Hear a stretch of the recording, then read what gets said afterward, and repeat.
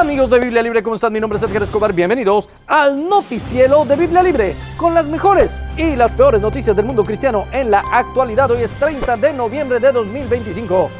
Y vaya si tenemos noticias hoy. ¡Ay, Dios mío, las noticias que tenemos hoy! Vamos con nuestros titulares. Polémica visita del Guille a España. Chucho Adrián arremete contra doctrina fundamental de fe. Otra vez. Benny Hinn se divorcia de nuevo. Grace Community Church es demandada. Famoso pastor renuncia tras ser descubierto en adulterio. Secta Left Tahor descubierta en Colombia con niños raptados.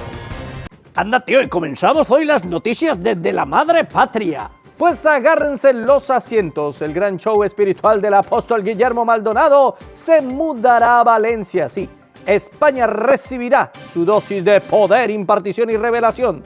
Según la organización, la conferencia Cosecha Mundial tendrá lugar el jueves 4 al sábado 6 de diciembre de 2025 en el pabellón Fuente de San Luis. El menú promete ser glorioso, una conferencia de 2 días para pastores, líderes y creyentes hambrientos por un nuevo mover, con entradas que oscilan entre 50 euros general y 100 euros VIP.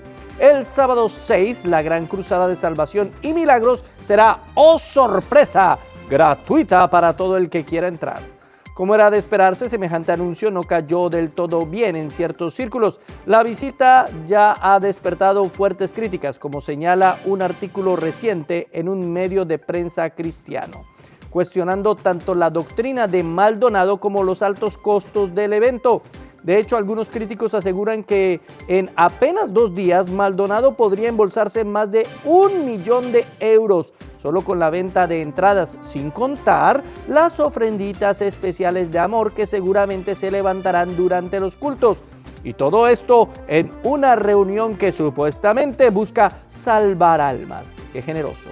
Además, se acusa al movimiento de disfrazar un show religioso de evangelización, donde lo importante parece ser la billetera, más que una predicación bíblica balanceada. Al fin y al cabo, lo que muchos esperaban como una visita pastoral se perfila como una gira de Gospel Tour, con entrada de pago, luces y promesas mediáticas que cada quien decida si su espíritu necesita upgrade VIP o si prefiere refinar su fe sin sticker de colección especial.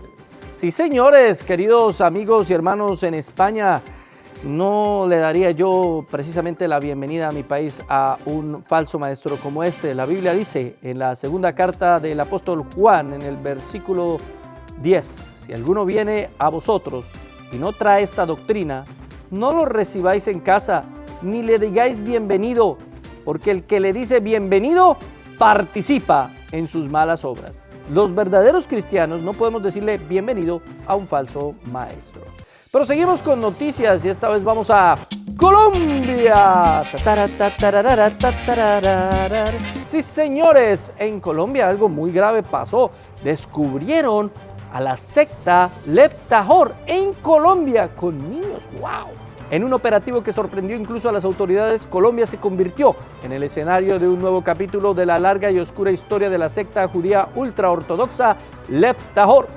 Luego de que Migración Colombia, en conjunto con la policía, rescataran a 17 menores y detuviera a 9 adultos que se encontraban en un hotel de Yarumal, Antioquia. Los hechos ocurrieron en la noche del sábado cuando funcionarios ingresaron al establecimiento tras recibir información sobre un grupo extranjero que se movía de manera inusual.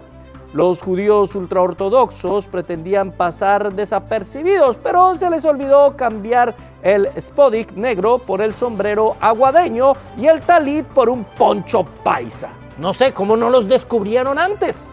Al entrar, los agentes encontraron un ambiente caótico, marcado por el llanto de varios niños, lo que confirmó la necesidad de intervenir de inmediato. Entre los menores identificaron a niños y adolescentes provenientes de Estados Unidos, Canadá y Guatemala, y 5 de ellos aparecían con alerta amarilla de la Interpol, lo que significa que estaban oficialmente reportados como desaparecidos o posiblemente secuestrados a escala internacional. El grupo había ingresado a Colombia a finales de octubre, procedente de Nueva York, con la aparente intención de instalar una nueva base de operaciones en zonas rurales del país, presumiblemente buscando un lugar donde no se les impusieran restricciones. Típico de mi país, basurero de sectas. El grupo es conocido por su aislamiento extremo, su educación cerrada, su rechazo a las normas estatales, su estructura de obediencia total a los líderes y un código de vestimenta especialmente estricto para mujeres y niñas, quienes visten túnicas negras que cubren completamente su cuerpo, razón por la cual algunos medios han llegado a apodarlos el Talibán judío. Las denuncias acumuladas a lo largo de los años incluyen matrimonios arreglados, uniones forzadas de niñas con adultos, manipulación psicológica, abuso físico, negligencia médica, castigos severos y retención ilegal de menores. Los menores rescatados en Colombia fueron puestos bajo la protección del Instituto Colombiano de Bienestar Familiar, mientras se coordinan los procesos judiciales y migratorios con los gobiernos de sus países de origen.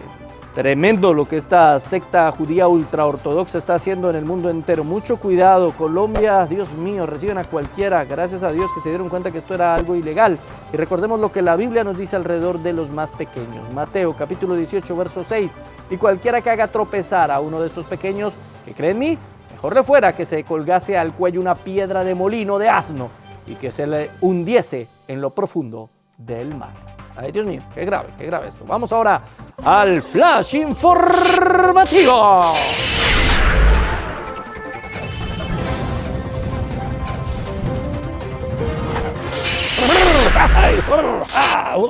Gracias, Flash. Y atención que el flash informativo viene desde California.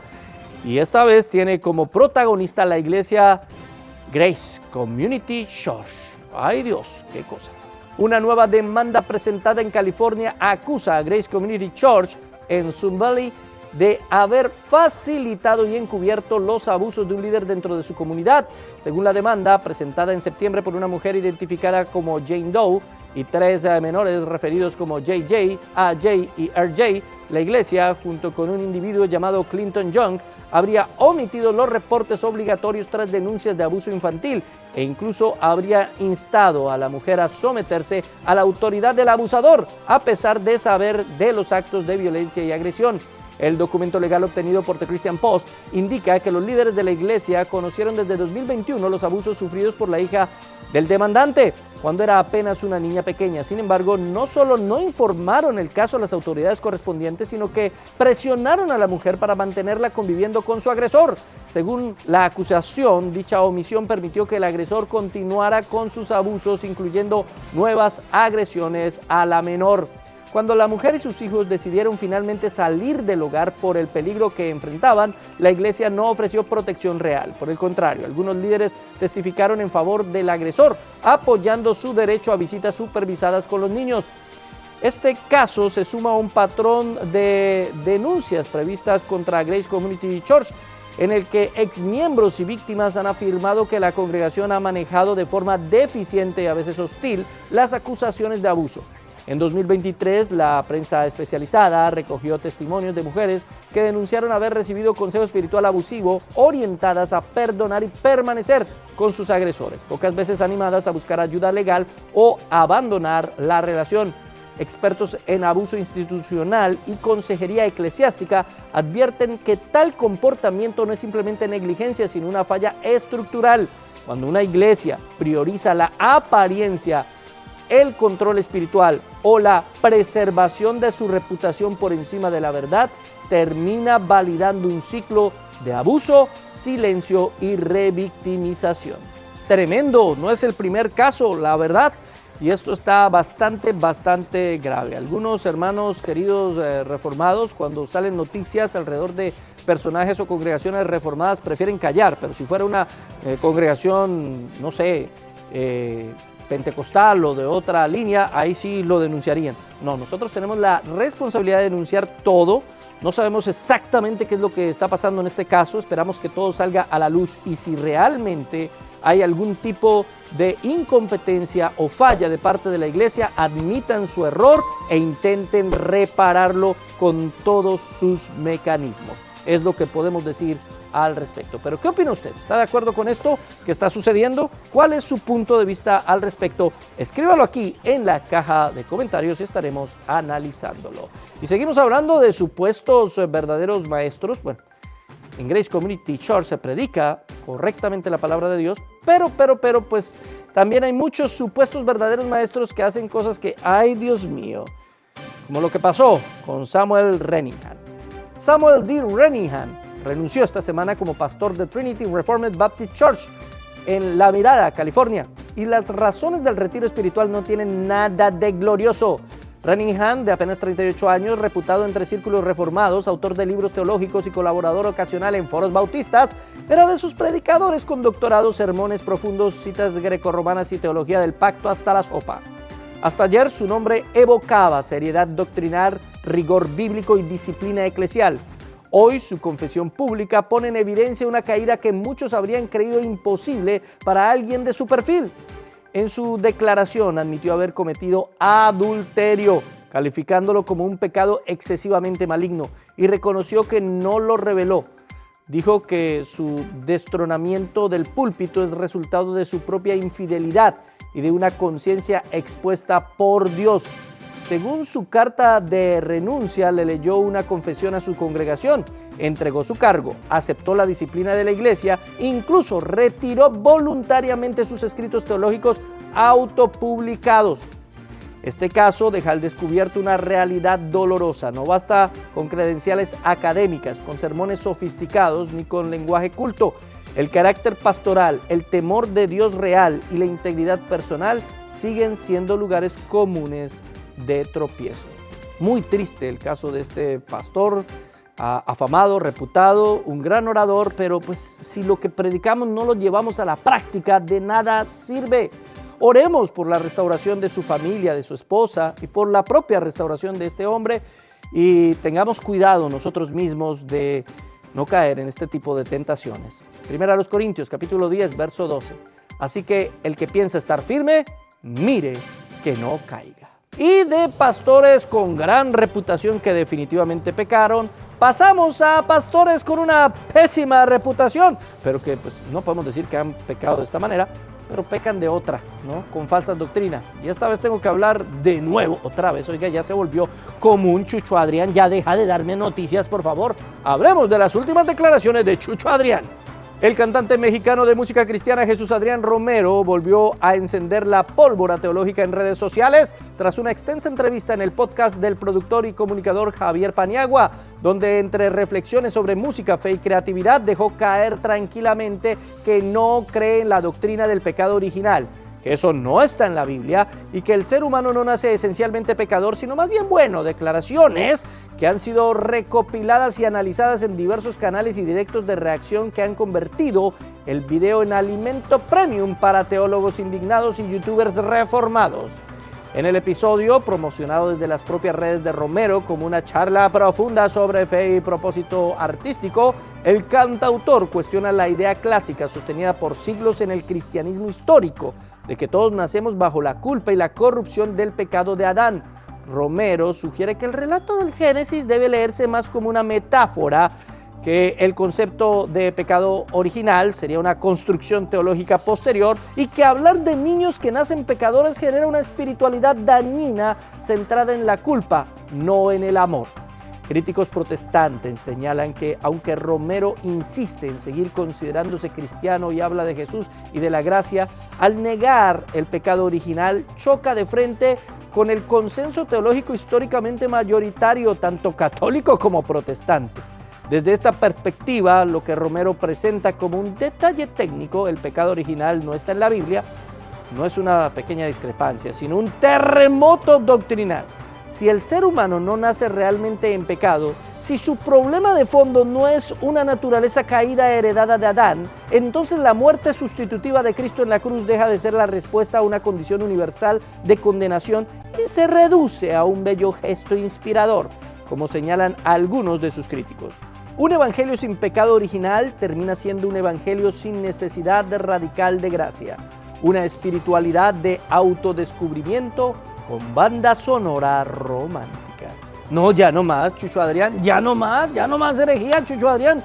Yo no sé cómo hay personas que todavía lo defienden. Hace poco vi un músico en un reel de estos de Facebook que todavía lo defendía, que porque habían personas que le habían tirado mucho hate por cuestiones secundarias. Esto no son cuestiones secundarias, hombre. Eso es lo que pasa con los músicos que no saben nada de Biblia y ven a estos tipos ya inspirados por teologías liberales que completamente están descarriados de lo que es cristianismo ortodoxo, completamente contrario a lo que la Biblia enseña. Romanos, capítulo 5, verso 12. Por tanto, como el pecado entró en el mundo por un hombre y por el pecado la muerte, así la muerte pasó a todos los hombres, por cuanto todos pecaron. ¿Qué más se puede decir? Ay, Dios mío, qué terrible Chucho Adrián con esta teología emergente liberal. Pero pasemos ahora a los teólogos de la prosperidad, porque no dejan también de dar noticia. Y ese es el caso de Benny Hinn.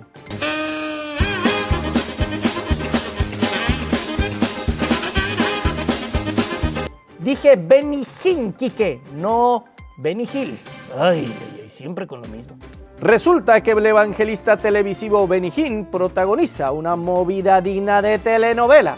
Otra vez. Su matrimonio con Susan Hinn ha quedado oficialmente terminado por segunda vez en 46 años. Sí, escuchaste bien.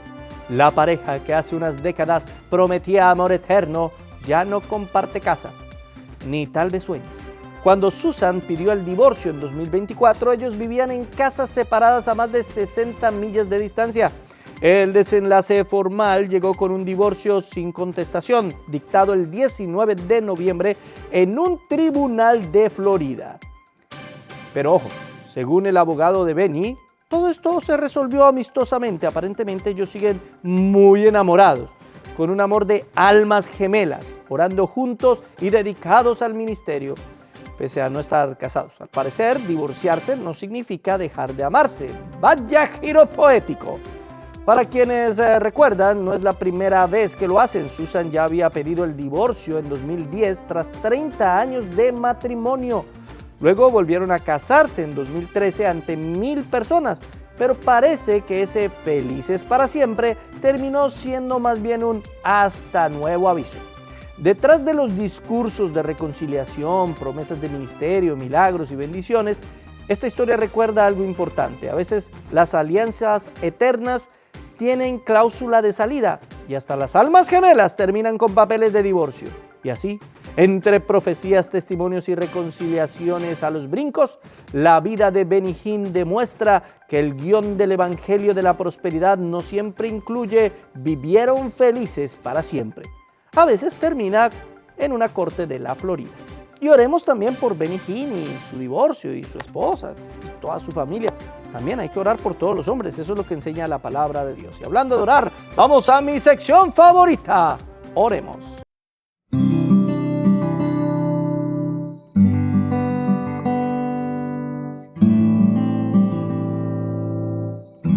Oremos por las familias de los cristianos masacrados esta semana en el Congo.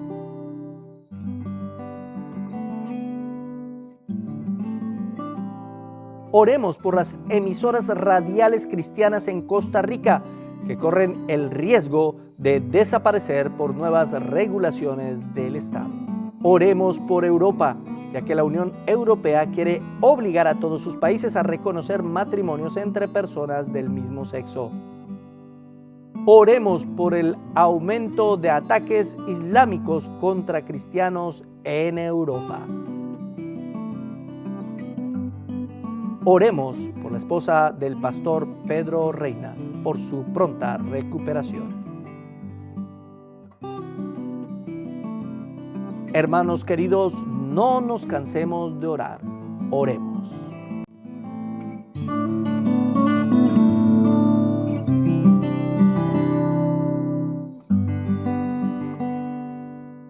Y hablando de reformados y de personas así muy intelectuales y de pecado y de todas esas cosas que hemos hablado en este noticiero, pues vamos con el meme de la semana.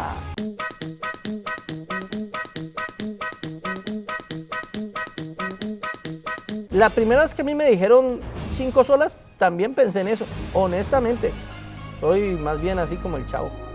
Pero bueno, vamos ahora a agradecer a nuestros patrocinadores en Patreons. Ana Aguirre, Vivian Laborde, Jacqueline, José Olivera, Leticia González, Maximiliano Morales, Pamela Farfán Osorio, Cascante Productions, Jacqueline Robles, Leonardo Morales, Violeta Velázquez, Ingrid Guerrero, Sango Ojeda, Félix Alexander Herrera Cárdenas, Alexis Merced, Damaris Aleida, Bacasa 25, Daniel Junca, John Vela, Vanessa Rossi, Diana Girón, Gabriel Maldonado, Cristian J, Sergio H. Sánchez, Aldrin Perdomo, Lorena Escalón, Iri del Rey, Denise Rosales, Janet Aguirre, Gerardo Carrillo, Jason Sánchez, Shopping with Dad. Muchas, pero muchas gracias a todos nuestros patrocinadores. Sin ustedes no sería posible hacer este noticiero. Si usted quiere apoyarnos, ayudarnos, patrocinarnos para seguir produciendo más material de calidad, para que usted pueda aprender más de la palabra de Dios y estar muy bien informado, únase a nuestro Patreon Biblia Libre. Bueno, muchas gracias por haber estado con nosotros y recuerde que tenemos videos martes, viernes y domingo. Aquí estaremos de nuevo la próxima semana en el noticiero de Biblia Libre.